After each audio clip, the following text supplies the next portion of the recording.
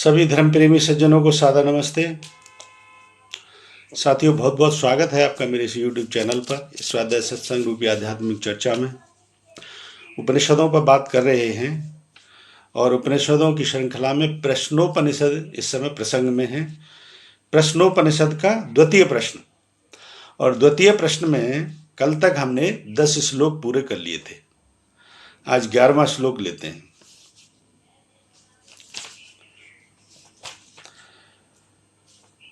भ्रातस्य त्वं प्राणे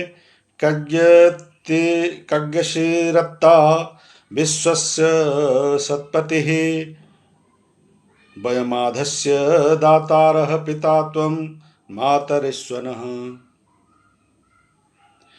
इसका भावार्थ है, हे प्राण, नीचे से नीचे पुरुष, नीच से नीच पुरुष, भ्रात्य तेरा ही रूप है। उच्च से उच्च एकमात्र ऋषि भी तेरा ही रूप है। तू संसार का आत्ता है, भोगता है। हम तेरे आद्य को, भोग्य को पहुंचाने वाले हैं। तू भोक्ता और हम भोग्य हैं। तू विश्व का पति है। प्राण रूप दिखने वाली वायु का भी तू ही पिता है। हे प्राण, नीच से नीच पुरुष तेरा ही रूप है। प्रकृति में जितने भी जीव जगत है, सब प्राण के कारण ही अस्तित्व में है, क्योंकि प्राण क्रिया बंद तो जीवन समाप्त। अच्छा, इसमें एक शब्द, एक चीज और मैं इसमें जो ऑब्जर्व कर रहा हूं, क्योंकि इसमें प्राण का अधिक जिक्र है। एक होता है प्राणवायु। प्राणवायु होगी हम जिससे श्वसन क्रिया करते हैं। इसमें सिर्फ प्राण शब्द यूज हो रहा है। प्राण शक्ति यानी वो शक्ति का, इसमें जो कहते हैं ना प्राण शक्ति, प्राण शक्ति उसको कहते हैं जहां से प्राण ऊर्जा हमारी चार्ज होती है। प्राण ऊर्जा जब हमारी चार्ज होती है तो ही हमारी ये सभी जीवों की बॉडी डिटॉक्सिफाई कर पाती है। ये तो वो प्राण जो है ना, अरे कहां से चार्ज होती है कि जहां पे ये ठहराव होता है इसका, वो है ये असली प्राण शक्ति।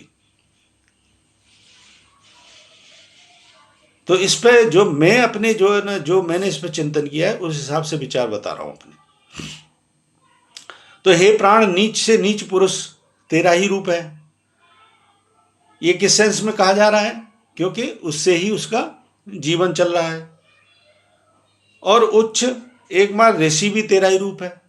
और उच्च से उच्च जो ज्ञानी ऋषि मुनि है, सबका, उनका जीवन की भी श्वसन क्रिया प्राणवायु से हो रही है। तू संसार का आत्ता है, भोगता है। हम तेरे आद्य को, भोग्य को पहुंचाने वाले हैं। तू भोक्ता और हम भोग्य हैं।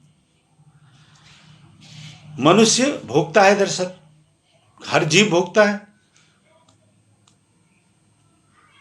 और भोक्ता कब बन पाता है? जब से प्राण शक्ति के कारण उसका जीवन चलायमान है तो भोक्ता है, हो पाता है। अन्यथा जीवन ही चलायमान जिस शक्ति से नहीं है, प्राण शक्ति से अगर जीवन चलायमान नहीं होगा तो मनुष्य भोक्ता नहीं हो सकता। कोई भी जीव नहीं हो सकता भोक्ता। तो जो मैं इसका अर्थ समझ रहा हूं वो इस सेंस में कहा गया है कि चाहे कोई निम्न स्थिति का पुरुष है, चाहे कोई महापुरुष है, और कोई भी जीव है, और जो सभी ये भोक्ता भी हैं उस दृष्टिकोण से, क्योंकि उनकी प्राण क्रिया प्राणवायु से संभव हो पा रही है, उनका जीवन चलायमान हो पा रहा है। तो इसमें ये बात कही है। तो प्राण रूप दिखने वाली वायु का भी तू ही पिता है। और इसमें जो बात कही जा रही है कि प्राण रूपी दिखने वाली वायु का तू ही पिता है, तो इसमें उस प्राण शक्ति की बात हो रही है। इसमें सिर्फ प्राण शब्द से जो सूचित किया जा रहा है, संबोधन किया जा रहा है, ये उस प्राण शक्ति की बात हो रही है जिससे प्राण वायु चार्ज होती है, प्राण ऊर्जा जिससे चार्ज होती है, और उससे ही शरीर चलायमान हो पाता है, जीवन चलायमान होता है। ठीक है, तो एक और श्लोक लेते हैं। या ते तनुर्वाचे प्रतिष्ठिता, या श्रोते, या च चक्षुषे, या च मनसि संतता, शिवां ता गुरुमोत्क्रमी। इसका भावार्थ है, हे प्राण, तेरा जो रूप वाणी में जाकर ठहरा हुआ है, जो स्रोत और चक्षु में है, तेरा जो रूप मन में फैल रहा है, उसे कल्याणकारी बना, उत्क्रमण मत कर, मेरी प्राण शक्ति का किसी अंग में ह्रास ना हो। अब इसमें जो है ना प्रार्थना भी की जा रही है प्राण शक्ति से। क्या प्रार्थना की जा रही है? कि तेरा जो रूप वाणी में ठहरा हुआ है, वाणी भी बोल पाती है, क्यों? क्योंकि जीवन चलायमान है तो वाणी बोल पाती है, तो वो भी प्राण की वजह से है। जो स्रोत और चक्षु में है, अच्छा प्राणवायु सारे हमारे शरीर में भी होती है, तो प्रत्येक अंग प्रत्यंग में भी है। तो आपकी जीवा में भी प्राणवायु है, हर समय विद्यमान, स्रोत में भी है, नासिका में भी है, आंखों में भी है, सारे अंग प्रत्यंग में है। तो क्या याचना की जा रही है? कि तेरा जो वाणी में जो ठहरा हुआ है, जो स्रोत और चक्षु में है, तेरा जो रूप मन में फैल रहा है, उसे कल्याणकारी बना, यानी वो अच्छा हो, कल्याणकारी हो, लाभप्रद करने वाला हो। उत्क्रमण मत कर, मुझे नुकसान देने वाला न हो, मेरी प्राण शक्ति का किसी अंग में ह्रास ना हो, यानी मेरी प्राण शक्ति जो है ना, ये मेरे किसी भी अंग प्रत्यंग को डिस्टर्ब ना करे, बल्कि सुचारू क्रियाशीलता को बनाने में सहयोग करे। ये कहते ना, ये पंचभूत है, तो इसमें वायु अगर विकार रूप ले ले, तो वायु की विकार लेने से शरीर का क्या से क्या हो जाता है। यानी 3 दोष भी है ना, वात पित्त और कफ। तो वात का तो सीधा संबंध वायु से ही है, और वायु अगर बिगड़ गई किसी इंसान की, जिस अंग में बिगड़ गई, वो अंग फिर किसी काम का रह नहीं सकता, पूरी तरीके से असंतुलित हो जाएगा। इसीलिए इन पंचभूतों की हम पूजा भी करते हैं, प्रार्थना करते हैं कि हमारे शरीर में समभाव में रहें, हमारे शरीर में बैलेंस्ड रहें। इसीलिए प्राणमय कोश को सदा बैलेंस रखने की कोशिश की जाती है, क्योंकि ये सारे स्वस्थता का मूल आधार यही है, पूरे शरीर का। जहां पे प्राणवायु नहीं पहुंच रही, तो समझ लो वहीं पे जो है ना, शरीर में बीमारी भी पैदा हो जाती है। तो अगर आपकी जीवा में ही प्राण शक्ति अच्छी काम नहीं करी, तो बोलेगा ही आदमी कुछ, बोलना कुछ है, बोलेगा कुछ। कई दफे आदमियों को कहता सुना होगा कि मैं बोलना कुछ चाह रहा था, निकल कुछ गया। कितने उदाहरण आपको मिलेंगे ऐसे। तो क्या याचना क्यों की जा रही है? कि मेरी जीवा में सदा इस प्रकार से विराजमान हो, हे प्राण, कि मैं अच्छा बोलूं। अच्छा बोलूंगा तो अच्छा प्रभाव जाएगा, तो मेरे पास भी हर प्रकार से मेरा अच्छा होगा। कानों से भी मेरी सही सुनूं, सही सुन के सही भी फिर बोलूं। तो कहने का तात्पर्य है कि मेरी सारी इंद्रियों में सहयोग करने की भाव कर, हे प्राण। तो इसमें प्रार्थना भाव है। और एक श्लोक लेते हैं, मेरी प्राण शक्ति को किसी भी अंग में ह्रास ना हो। ह्रास ना हो मेरे किसी भी अंग में डिस्टर्बेंस ना हो, बल्कि उपयोगिता हो तेरी, ऐसी याचना की जा रही है प्राण ऊर्जा से। एक और श्लोक लेते हैं,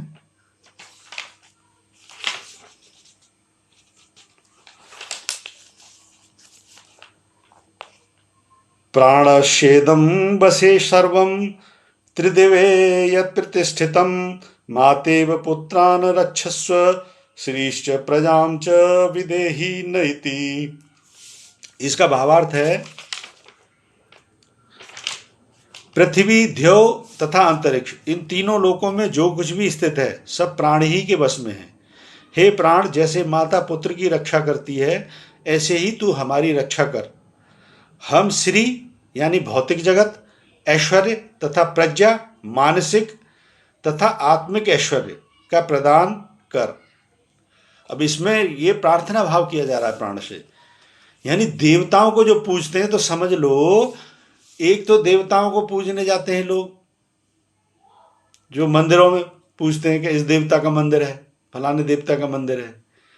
और वैदिक की जितनी पद्धति है, उसमें मानसिक पूजन होता है, जप पूजन होता है। ये जप पूजन कहा जा रहा है एक तरीके से। वेद के मंत्रों में सारा जप पूजन है टोटली। ऐसा कोई देवता नहीं है वेदों में जिसका पूजन न किया जाता हो, लेकिन वो जप पूजन होता है। इसमें मैंने जो अंतर देखा है, जो जो मूर्ति पूजा करते हैं और इसमें वैदिक पद्धति में, एक में जो है ना आप फिजिकल ऑब्जेक्ट बना लेते हो, मूर्ति बना लेते हो, उसका पूजा करते हो। और इसमें सारे मैंने तो वेद मंत्रों में कितनों में मैंने जहाँ पे ठीक से रिसर्च करने की कोशिश की है, सब मानसिक पूजन है हर प्रकार से। तो यहाँ पे वायु देवता का देखो मानसिक कितना पूजन हो रहा है, किस भाव से आप प्रार्थना कर रहे हो, प्रार्थना कर रहे हो देवताओं को, तो प्रार्थना देवता से करना देवता का पूजन कहलाता है। कि पृथ्वी, देव और अंतरिक्ष, तीनों लोकों में जो कुछ भी स्थित है, ये लोकों से हमारे जीवन पर प्रभाव करता है। पृथ्वी, देव, अंतरिक्ष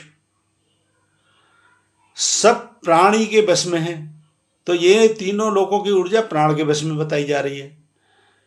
हे प्राण, जैसे माता पुत्र को रक्षा करती है, माता का मातृत्व पुत्र के लिए जैसा होता है, वैसी प्रार्थना आप कर रहे हो प्राण ऊर्जा से कि हे ऐसे ही तो हमारी रक्षा कर, हमें श्री, हमें भौतिक जगत प्रदान कर, ऐश्वर्य प्रदान कर, तथा मानसिक और आध्यात्मिक हमारी प्रगति हो, ऐसी हमारे पर कृपा वर्षा कर। तो इस प्रकार से यहां पे ये द्वितीय प्रश्न पूर्ण होता है। तो इसमें जीवन का आधार से जुड़ा हुआ प्रश्न था। तो अभी तक हमने क्या समझा कि जीवन का आधार प्राण ऊर्जा ही है। अच्छा, इसमें एक चीज और है, मुझे जहां शंका होती है मैं वहां पे अपनी रिसर्च भी करता हूं। पृथ्वी, देव और अंतरिक्ष, इसमें जो बात कही है कि इन तीनों लोकों में जो कुछ भी स्थित है वो सब प्राण ही के वश में है। तो पृथ्वी लोक पे तो जिस पृथ्वी लोक है जिस पे ये जितने भी जीव हैं, और अंतरिक्ष है ऊपर का लोक। अब अंतरिक्ष की लिमिट क्या है ये पता नहीं, क्योंकि वायु का जहां तक घेरा है निश्चित तौर पे कि ऊपर यहां से जो शुरू हो जाता है आकाश, फिर अंतरिक्ष शुरू हो जाता है, तो वायु का घेरा जहां तक है तो वहां पे तो निश्चित है प्राण वायु से ही कार्य हो रहा है। लेकिन इसके बियॉन्ड में जब चले जाते हैं तो वहां पे तो बताते हैं एयर भी नहीं है, लेकिन उसको क्या कहेंगे फिर, अंतरिक्ष तो वो भी है। वहां पे किस प्रकार से क्रिया काम कर रही है शायद मुझे जो समझ में आ रहा है। और देव लोग नीचे के लोग, तो जो कहते हैं ना पृथ्वी लोग, आकाश लोग, आकाश ऊपर का हो गया, पाताल लोग नीचे का हो गया। ये भी कहा जाता है स्वर्ग लोग, नरक लोग और पृथ्वी लोग, भिन्न भिन्न मान्यताएं। लेकिन वेद के पद्धति के अनुसार ये लोगों को इसी प्रकार से उच्चारण किया जाता है कि देवलोक, पृथ्वी लोक और अंतरिक्ष लोक। तो जो मैंने समझा है इसमें जो हमारी जो लिमिटेशंस हैं जीवन की लिमिटेशंस के तुलना में ही इसको समझने का प्रयास करें, क्योंकि जीवन की लिमिटेशन जहां तक है वहां तक से इन तीनों लोकों का हमारे जीवन पर प्रभाव भी है। तो ये सब हमारे लिए प्राण ऊर्जा इन तीनों लोगों की हमारे लिए हर प्रकार से धनैश्वर्य देने वाली हो और मानसिक स्थायित्व देने वाली हो, मन को सुदृढ़ करने वाली हो, अच्छाई की ओर सुदृढ़ करने वाली हो, तथा हमें आध्यात्मिक प्रगति देने वाली हो। इस प्रकार से इसका भाव समझें। तो मुझे उम्मीद है आज ये जो है ना द्वितीय प्रश्न भी इसका पूर्ण होता है, और द्वितीय पूर्ण होने पर कल तृतीय प्रश्न शुरू करेंगे। मुझे उम्मीद है चर्चा पसंद आ रही होगी। पसंद आ रही है तो मेरी वीडियो को लाइक करें, अधिक से अधिक शेयर करें। शंका समाधान के लिए कोई प्रश्न है तो कमेंट बॉक्स में लिखें। बने रहे मेरे साथ, बने रहने के लिए बहुत बहुत धन्यवाद। इत्योम सम नमस्ते।